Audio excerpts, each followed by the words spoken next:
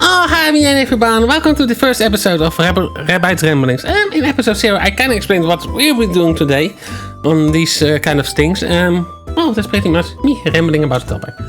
Today's topic, I kind of picked, was going on a different topic initially, but then I was like, this is on my mind, so let's go with it. What we will be rambling today is the MetroidVania type of games. So, for those not familiar, MetroidVanias are based on the Metroid and Castlevania franchise, mostly the Castlevanias post Symphony of the Night, where there's those aren't net really based on the whole getting through a stage and moving on to the next stage thing, but more like exploring the entire castle of Dracula. So, for those that are not familiar with this, I would say give it a look up. What is so fun about these games, in my opinion? Well, the exploration part is a really big part of it. Pretty much you're thrown into a world, and there are obstacles that you need to go past, and to find a way to get past these obstacles, you need to find items to power you up to get to be able to do them. These can be stuff like the more common double jumps, or as in Metroid, the morph ball and all that, so that you can squeeze through those tiny holes. And well, the thing is, why I'm ranting on this is, recently I was in on a what do we call it, talk show with Zarataro, who I will link in the description. And we talked about it as well a bit, and it kind of stayed on my mind. So I decided, hey, let's do this. Let's do a ramble on this one. Well, so what is a good Metroidvania, in my opinion at least? Opinions may vary, of course, but I think the number one thing is the exploration and the how the what you call it, progression power-ups work. Like, I feel a lot of the more recent games, especially in the Castlevania series, kind of lost that. Like, let me give you a good example. For example, Symphony of the Night is pretty much one of the granddaddies of this genre, alongside with the Metroid series, with more particular Super Metroid being like one of the more refined ones in that.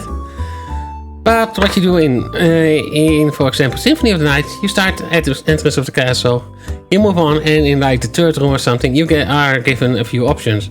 Only 2 of these options are not available to you yet. So you only get to go to the third option, and as you move on, you get more of these splits where you're like, oh hey, I cannot do this yet, or hey, I need something else for this. And that's continuous on. You beat one boss, you beat the second boss, and then you get through where things starting to open up a little bit. You get a new item that opens up to other routes, and depending on which route you take, and that kind of goes on like this. It keeps spreading out with more options opening up, and depending on how you route it, opening up faster or slower. Because if you take a wrong route, it ends up in more dead ends. For that time, you'll have to go backtrack and all that. So that's in my opinion part of the fun, to be honest. To make sure to try out and see where you need to go.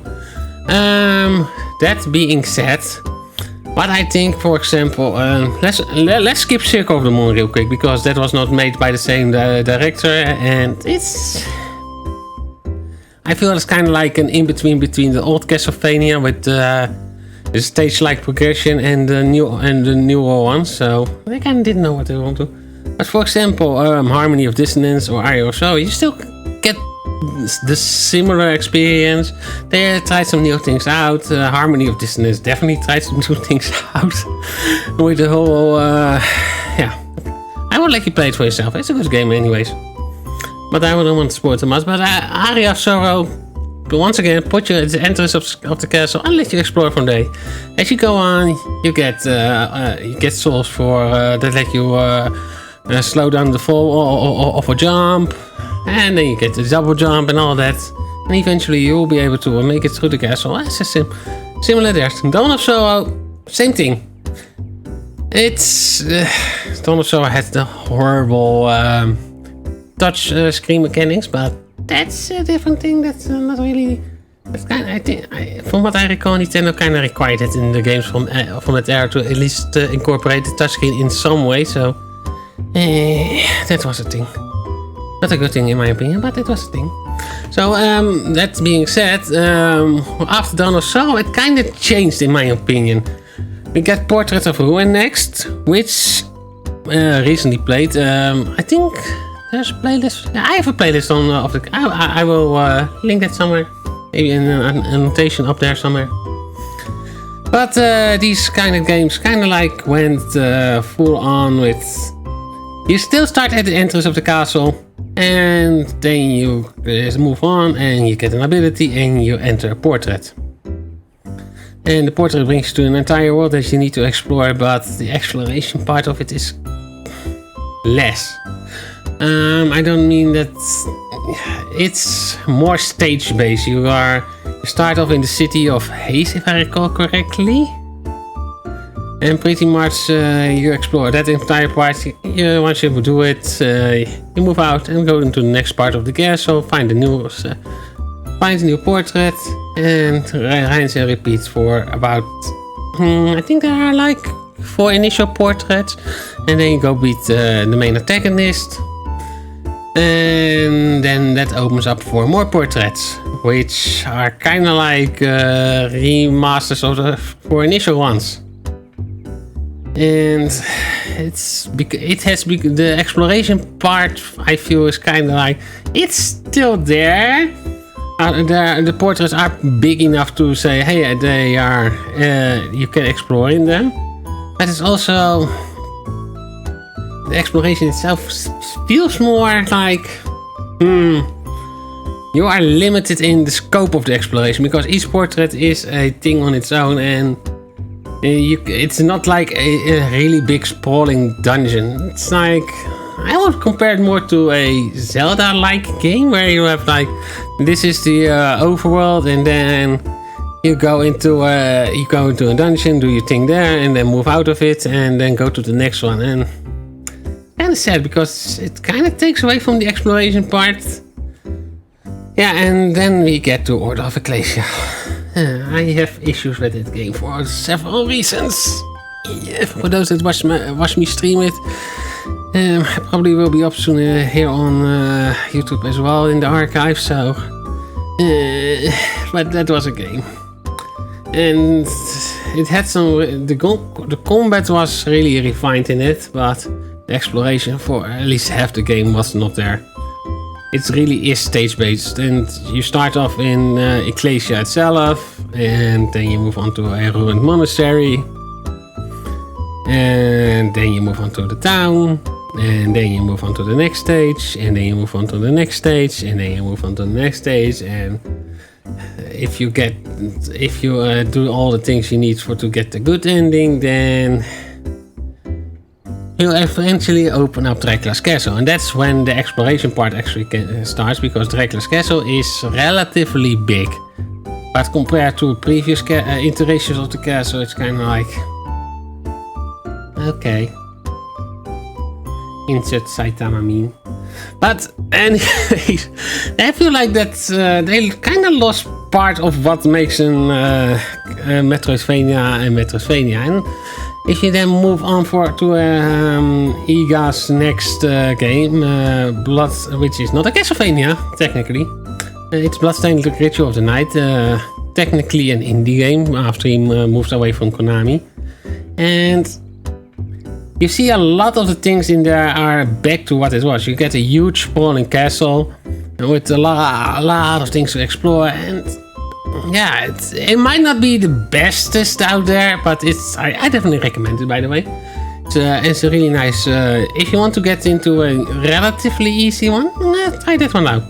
Symphony of the Night is also a good place to start, or Area of Sorrow. So both of the, I have to recommend these. But in Bloodstained you actually start out at the start of the castle, actually in a village before the castle.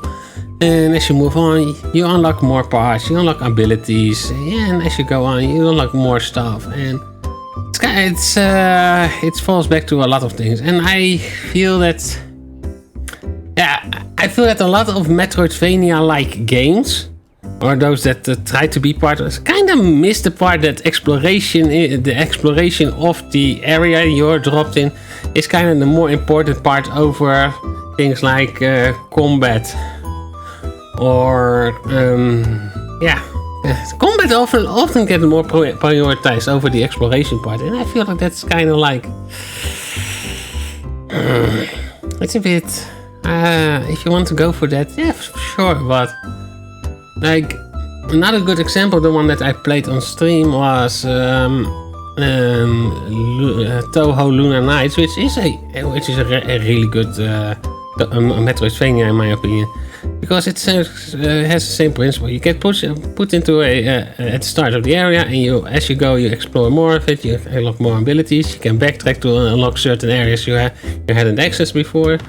Get more stuff from there, and it really was good. There was a lot of combat, especially with the whole bullet health mechanics from Toho worked into it, which is really nice. But while that was a part of the thing, it didn't put away the exploration aspect of it, in my opinion. And so there have been games that have been really doing that, and that's kind of a sad turn for the entire genre. I think if you really want to go into a Metroidvania genre, you should prioritize the exploration over the combat system. The combat system needs to be solid. You need to be let's put it this way: exploration and movement are probably the best things for a Metroidvania. How you get through the castle by exploring it, and how you can explore it further by unlocking movement options, whether it's a double jump or some way to wall jump or something. There are various ways, especially on how you can do it. And yeah, for some reason, a lot of devs kind of seem to miss this point, and this has become more apparent since Dark Souls really became popular, or the Souls-like things games. Will be honest, I'm not a real fan of those, but they can be fun. I can see why people like them. It's not for me, but I can see why people like those, and a lot of people try to combine the two genres, and it's kind of like sometimes it works, like in Hollow Knight, which. Well, I'm not a fan of the decision to do it. Where if you die, you need to go back and to get your stuff back. But I can see it working. But it's not it's not my favorite decision. But yeah, it's kind of like And so, as I said, I think the most important part is the exploration and the movement options that are given, and combat. Third place, maybe? Obviously, stuff like that, atmosphere of the game itself, it can be really important. Like, Metroid Fusion makes it really well, I won't spoil it too much there, but Metroid Fusion really makes you feel like, oh boy. Super Metroid as well with the music score in it. You really feel like you are on your own on an abandoned planet, trying to do what you need to do there. And anyways, this is my ramble for today.